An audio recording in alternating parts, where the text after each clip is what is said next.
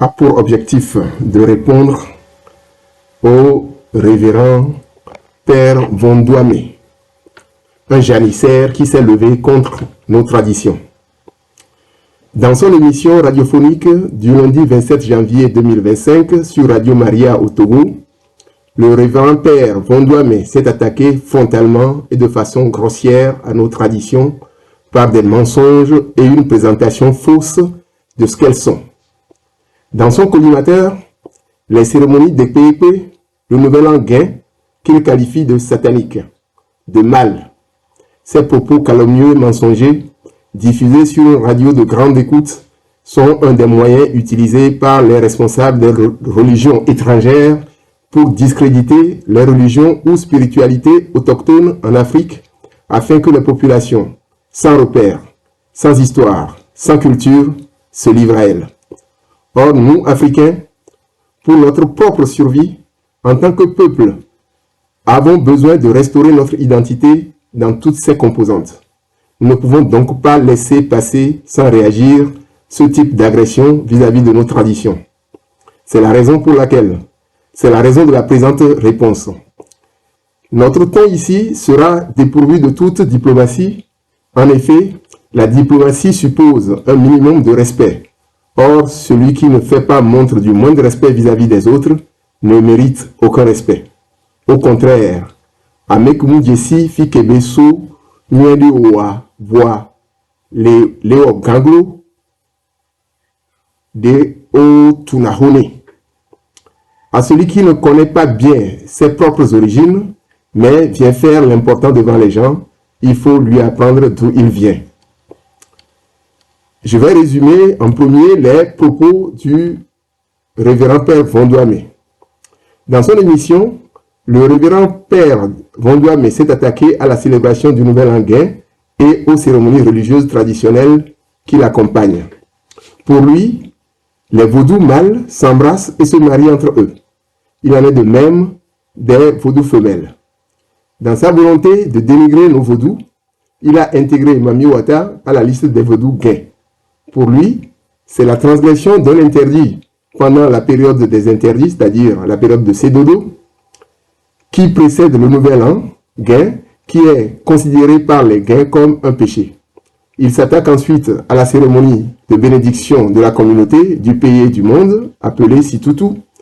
Pour lui, lors de cette cérémonie, les divinités sont appelées à réconcilier les humains, mais ceux-ci sont créés à l'image de Dieu. Ils sont donc au-dessus des divinités qu'ils doivent chasser de leur vie. C'est-à-dire les humains doivent chasser les divinités de leur vie. Les divinités ne peuvent pas nous accorder la paix, la concorde. Les Hunon, prêtres traditionnels, invoquent les vaudous pour qu'ils apportent la paix. Or, les vaudous, c'est le mal. Les vaudous sont le mal. C'est toujours le révérend Père Vondouame qui parle. Le vaudou ne peut pas nous apporter la paix et la prospérité. Le tchessi, eau bénite, fabriqué par les prêtres traditionnels, le matin du jeudi de Pessassor, n'a pas grâce à ses yeux, n'a pas grâce aux yeux du révérend Père Vondouame. Pour lui, cette eau bénite, tchessi, ne vaut rien, car l'eau ne purifie pas. L'homme ne peut se purifier que par les sacrements. Vous entendez, c'est les sacrements catholiques. Les divinités ne peuvent pas nous purifier. Il faut purifier l'âme. Les divinités ne sont pas pures. Tchessi ne peut pas purifier. Les divinités ne nous ont pas engendrés. Elles sont jalouses de nous. Parlant de Mama Kone, il déclare: est-ce nous qui devons vénérer l'eau ou est-ce l'eau qui doit nous vénérer? Il s'est moqué de Togbé Lankman en déclarant: c'est un Togbé, mais il est considéré comme un vaudou. Enfin, le révérend Vondouame s'est attaqué à la cérémonie de Pessassor. Elle-même, il déclare: la couleur arborée par la pierre, c'est toujours un mensonge. Ces choses sont sataniques. Ce que Jésus nous a dit de faire, nous ne le faisons pas et nous allons nous occuper des ancêtres. Eh bien, voilà ce que disait le révérend père Vondouamé sur la spiritualité en pays gain et la cérémonie donc du Nouvel An gain, les cérémonies du Nouvel An gain. Alors, nous allons lui répondre, mais avant toute chose, nous allons passer par une question de vocabulaire et de paradigme.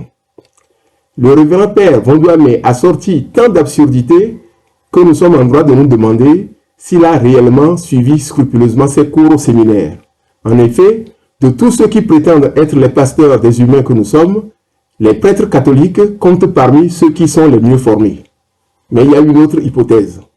Le révérend père Vondouamé a peut-être bien suivi ses cours, mais il fait exprès de mentir contre nos traditions en les traînant dans la boue, l'essentiel pour lui étant d'empêcher les Africains de montrer un quelconque intérêt à leur tradition.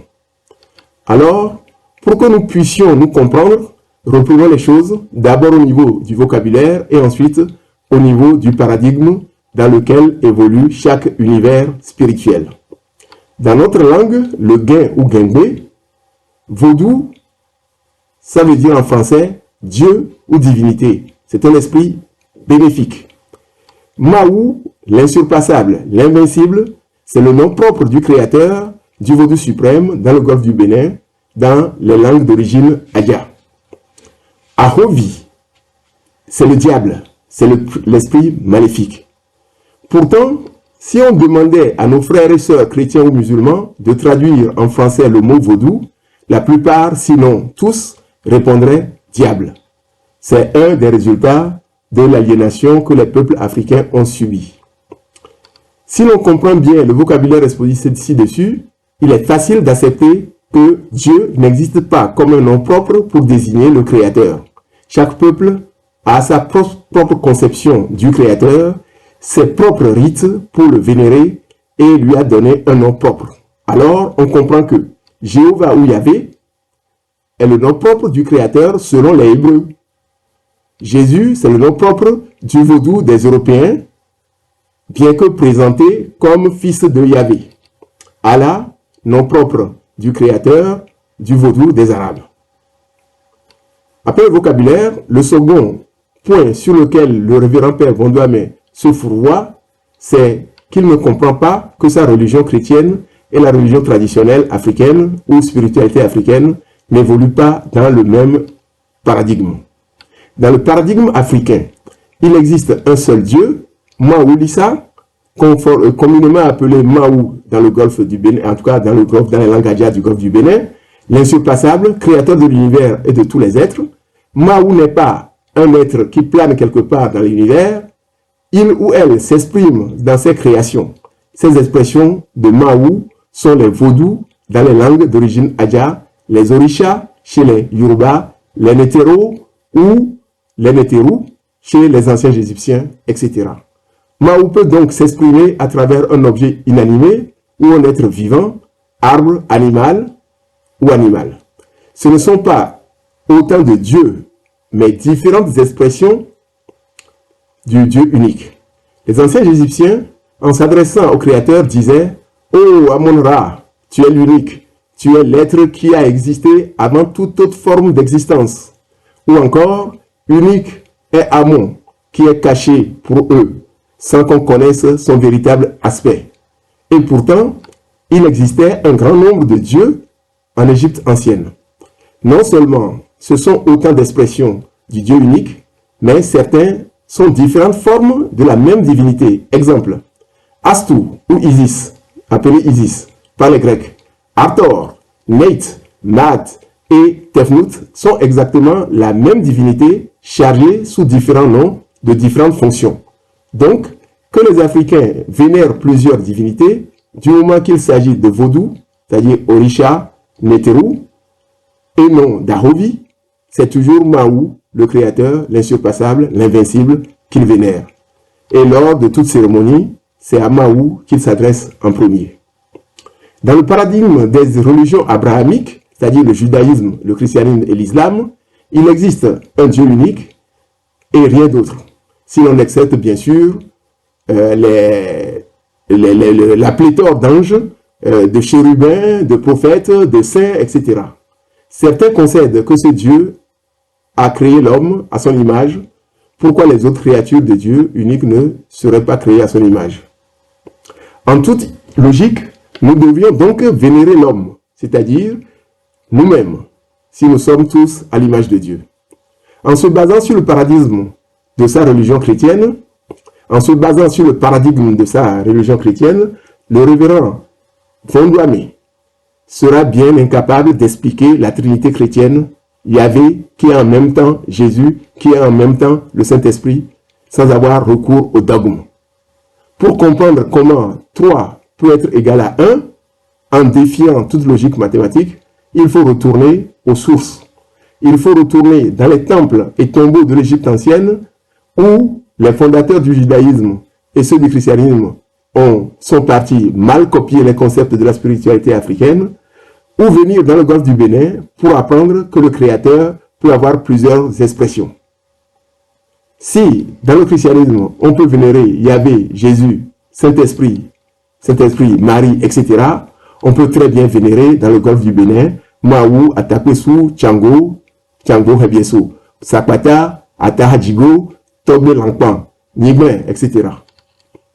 Maintenant, nous allons répondre point par point aux divagations du révérend père Vondouamé. Il dit que Mami Wata, il a intégré Mami Wata à la liste des vaudous du pays Guin.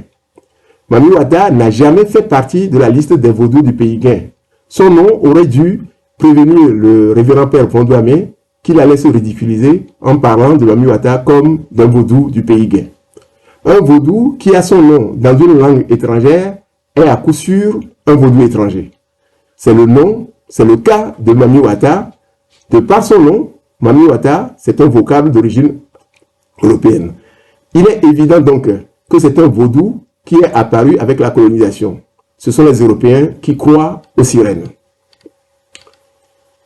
Deuxième point, il a parlé de la prétendue homosexualité des vaudous du pays Guin.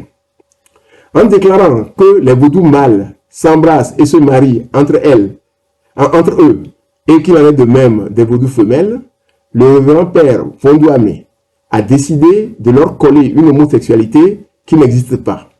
Le révérend père Vondouamé, africain, ne pouvait pas ignorer que l'homosexualité n'existait pas en Afrique avant l'invasion arabe et surtout européenne. Pour preuve, une telle pratique qui met en relation au moins 2 individus ne pouvait pas ne pas être désignée dans la langue du peuple où elle a lieu. Or, le terme homosexualité n'existe pas dans nos langues. Le révérend père Vondouamé veut-il que nous exposions ici tout ce qui se passe dans les couvents des bonnes sœurs catholiques, dans les séminaires et parfois dans les établissements scolaires dirigés par les prêtres catholiques? Il est de notoriété publique que l'Église catholique est devenue le refuge de beaucoup d'homosexuels et de pédophiles. Les homosexuels ou homosexuelles femmes peuvent cacher le fait de ne pas avoir de femmes quand il s'agit d'hommes ou d'hommes quand il s'agit de femmes dans leur vie par le vœu de célibat. Les pédophiles peuvent accéder facilement aux enfants dans l'exercice de leurs fonctions religieuses sans que les parents ne s'en méfient. Mais ce n'est pas seulement en Europe que ces choses se passent. Ces choses contraires à nos traditions se passent aussi en Afrique depuis notre invasion par l'Europe. Les dossiers sont longs comme le bras. Nous n'allons donner ici qu'un seul témoignage, celui de feu professeur Albert Gandoun, ancien professeur à l'université d'Agbogbé-Calavi, au Bénin, ancien séminariste qui a fini par abandonner la voie de la prêtrise et qui a eu le courage de rendre publique sa propre expérience. Il écrit: au petit séminaire de Wando, à Porto Novo, en août 1964, je n'avais pas encore 14 ans quand le père René Gauthier m'a fait subir une ignoble pédophilie et m'a sodomisé rageusement une journée entière. Il me dira plus tard, à la rentrée, que ce n'était pas un péché du moment qu'il était prêtre. C'est ainsi que les pédérastes et pédophiles, prêtres et autres colons, ces derniers avec leurs boys et employés, ont introduit l'homosexualité en Afrique. Est-ce cela que le grand-père Vondouamé veut cacher en essayant de détourner la suspicion sur d'autres? ou est-ce à cause de la vive réaction des peuples africains contre la récente déclaration, le 18 décembre 2023, la déclaration du Vatican approuvée par son chef, le pape François, ouvrant la bénédiction chrétienne aux couples homosexuels, que le révérend Père Vondoame veut détourner la colère des peuples africains contre des boucs émissaires qu'il pense avoir trouvés dans les vaudous du pays gain. Si c'est cela, qu'il sache que ce n'est pas dans nos traditions que ces choses-là se passent, mais dans l'Antiquité, chez les peuples, depuis l'Antiquité plutôt, chez les peuples européens et dans la religion chrétienne dont il est devenu un soldat, un janissaire contre son propre peuple. Troisième point, il s'est moqué de Togbe Lankpan en disant que c'est un vaudou, mais en même temps on l'appelle Togbe. Cela n'aurait pas dû paraître étrange au révérend Père Vondoame, lui qui passe un temps fou à enseigner à ses ouailles, à appeler le Dieu des Hébreux Yahvé, notre Père. Si Yahvé est Dieu et peut néanmoins être appelé Père, Togbe Lankpan peut bien être appelé Togbe tout en étant une divinité en vaudou. Ce monsieur n'a pas dû bien lire la Bible qui enseigne. Hypocrite, ôte premièrement la poutre de ton œil, et alors tu verras comment ôter la paille de l'œil de ton frère. Matthieu 7, 5, traduction Louis II. Quatrième point, il parle de Sédodo et il dit que c'est lorsque quelqu'un transgresse un interdit de la période de Sédodo que nous parlons de péché dans le pays gain. Il semble que le révérend Père Vondoame ne connaisse rien au pays gain et à la spiritualité africaine de manière générale.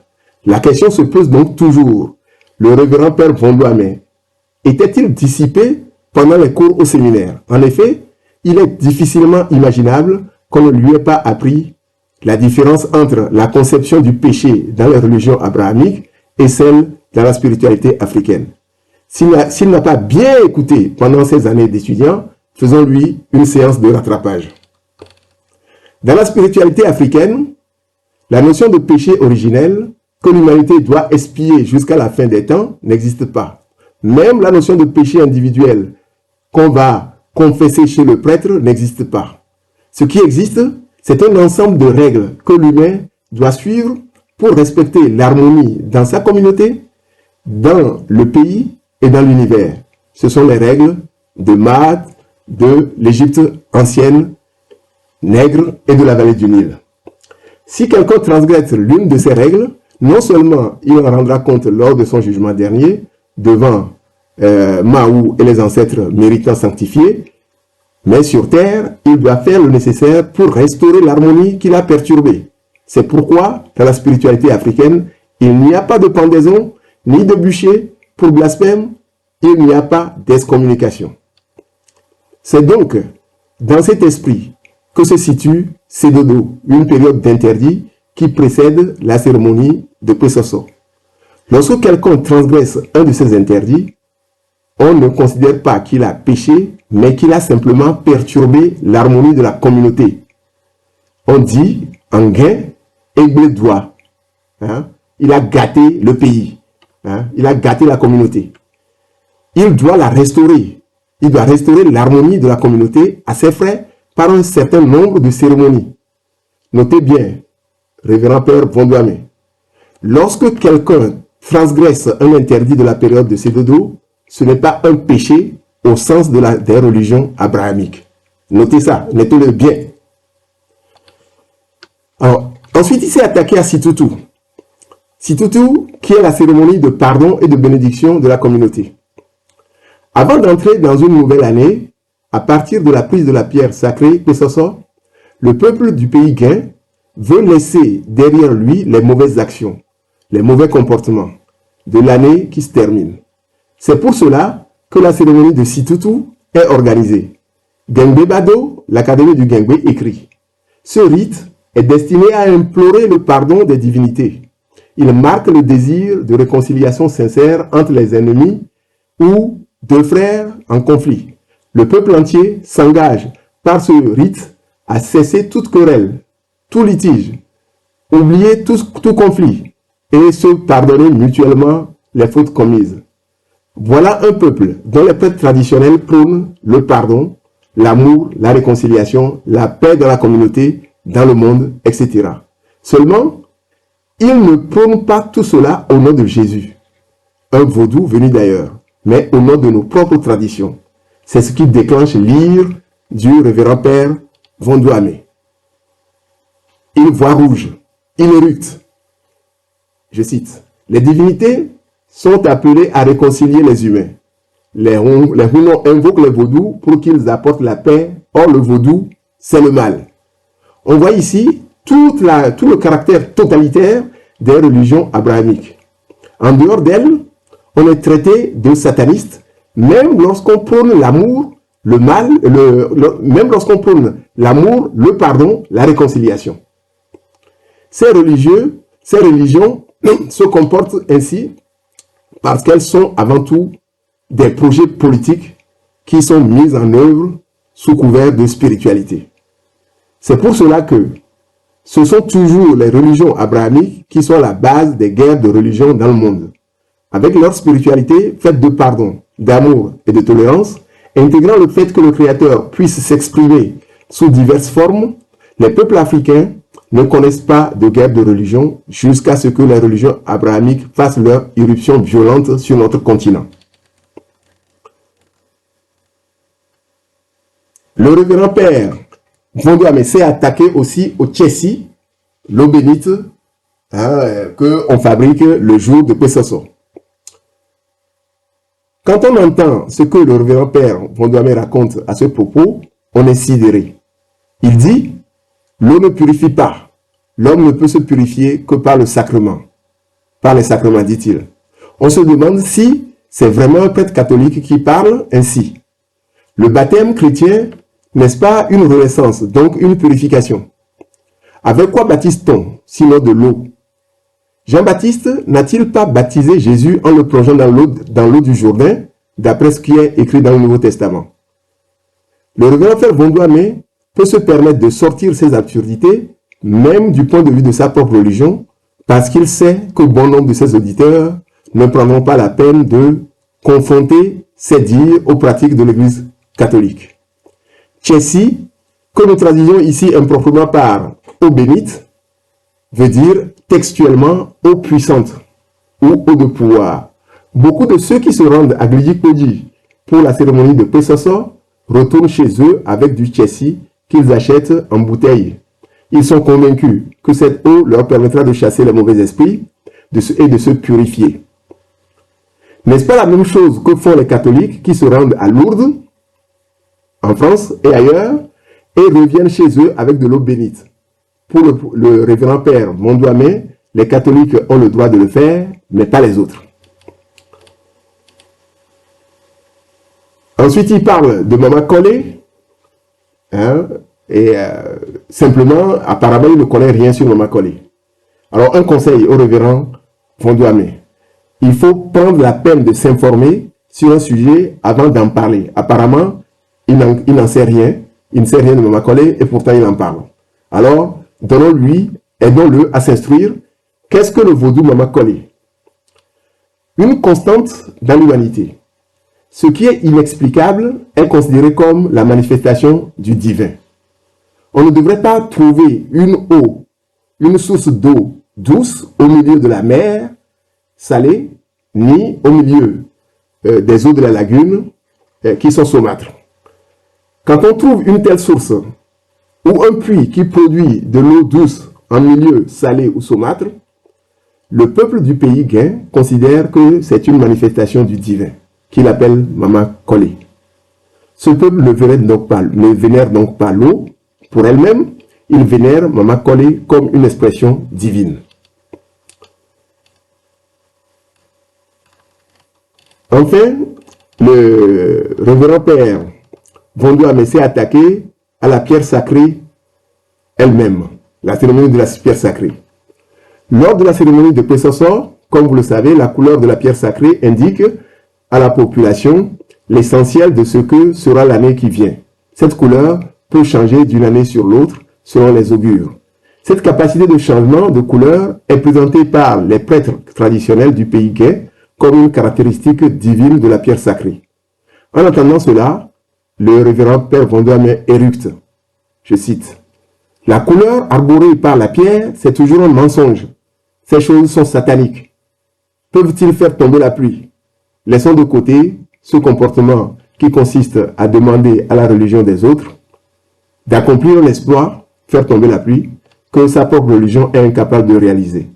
Posons seulement la question au révérend Père Vondoame. Connaissez-vous le sens du mot miracle? Ou avez-vous séché le cours qui en a traité au séminaire? Alors nous allons préciser les choses. Un miracle, c'est un phénomène que l'esprit humain, de par sa logique, considère comme impossible, que pourtant certains affirment s'être produit. Si vous affirmez que les prêtres traditionnels du pays gay mentent à propos du changement de couleur de la pierre sacrée, vous devez aussi dire que Jésus n'a pas pu être mis au monde par une femme vierge, qui n'a pas pu marcher sur l'eau, qui n'a pas pu ressusciter un mort de plusieurs jours, etc. Ce qui est valable pour l'un est valable pour l'autre. Mais avant de débusquer le mensonge chez les autres, le révérend Père Vondoame ferait bien de balayer d'abord devant sa porte. Le christianisme, lui-même, plagiat de la spiritualité de l'Égypte pharaonique nègre, a été bâti sur la base d'un gros mensonge. Ce n'est pas le fait de copier les concepts religieux chez les anciens Égyptiens qui a un mensonge, mais le fait de taire ses sources pour pouvoir blanchir cette spiritualité et créer le héros mythique des peuples européens qu'est Jésus. Ce dernier n'est rien d'autre qu'un personnage fictif fabriqué à partir du héros mythique des peuples nègres de la vallée du Nil, Osiré, ou Osiris pour les Grecs, auquel on a ajouté un zeste de Horo, Horus pour les Grecs, le divin enfant d'Osiré et d'Astou, ou Aseta, que les Grecs appellent Isis. Astou était aussi appelé Mériamon, c'est-à-dire l'aimé d'Amon, qui deviendra Mariam, puis Méri et Marie. Le nom de l'être suprême, Amon, que les Égyptiens anciens prononçaient au cours de leur prière, deviendra le Amen des chrétiens, le Amin des musulmans, mais aussi le Ami lors des prières dans le pays gay. Osiré est le premier fils de Dieu, rédempteur de l'humanité. Il a parcouru la terre pour éduquer et enseigner, apporter l'agriculture à l'humanité. À son retour, il a été assassiné par son frère Souté, c'est-à-dire Seth pour les Grecs, qui deviendra le Satan des religions abrahamiques. Il a ressuscité les morts, il a ressuscité des morts. 3 jours plus tard, il est monté au ciel et préside le tribunal du jugement dernier. C'est au cours de sa passion qu'Osiré fit l'Eucharistie pour la première fois. Je cite. La nuit où il allait mourir, le roi et seigneur Osiré prit le pain, prononça la bénédiction, le consacra en son nom de seigneur de la nourriture divine, le rompit et le donna à ses 12 compagnons en disant « Mangez, ceci est la chair d'Osiré, le Fils de Dieu. Faites cela en mémoire de moi. » Puis, ayant pris une coupe et ayant rendu grâce, il la leur donna en disant « Buvez, ceci est le propre sang d'Osiré.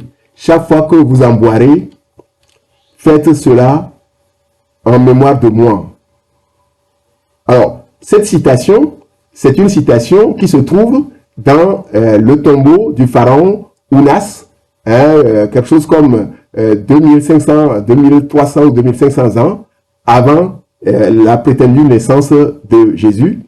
Et Horo, le fils d'Osiré, lui, il déclare « Je suis Horo, ma parole est vérité, nul ne peut aller au Père sans passer par moi. » Ces airs-là, les chrétiens les connaissent bien, mais ces airs sont des anciens, sont beaucoup plus anciens, plusieurs millénaires, parfois une dizaine de millénaires avant l'avènement de l'ère chrétienne. Nous pourrions continuer ainsi sur des pages entières à révéler ce que le christianisme doit à l'antique religion de la vallée du Nil, dont la religion dans le golfe du Bénin n'est qu'un avatar. Disons simplement au révérend Père Vondoame que si ses professeurs ne lui ont pas ne lui en ont pas encore parlé, il pourrait lui-même savoir il pourrait lui-même avoir quelques éléments de l'origine du personnage de Jésus s'il se posait la question de savoir pourquoi les Coptes, dits chrétiens d'Égypte, et les musulmans appellent Jésus Issa.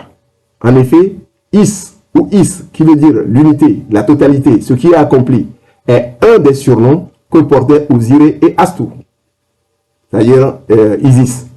Hein, raison pour laquelle les Grecs ont justement appelé cette dernière Isis. Pour conclure, nous allons dire la chose suivante. Ce que le révérend Père Vondoame a fait dans son émission radiophonique du 27 janvier 2025 fait partie des assauts que les églises chrétiennes déploient pour tenter de faire disparaître la tradition spirituelle africaine, en particulier celle du pays gain. Cet objectif est le même que celui de l'inculturation. Le révérend Père Vondoame dit que nos traditions sont sataniques. L'inculturation, elle, dit aux Africains, nous prenons en compte vos traditions. Évidemment, il s'agit de tout ce qui n'est pas incompatible avec la foi chrétienne. L'objectif est d'amener petit à petit les Africains à ne plus considérer le christianisme comme une religion étrangère. Donc, deux voies pour atteindre le même but, la disparition de la tradition spirituelle africaine. En ce sens, nous doutons fort que la hiérarchie du révérend Père Vondoame lui ait fait une quelconque remontrance pour son émission, car, à leurs yeux, il devait faire le job.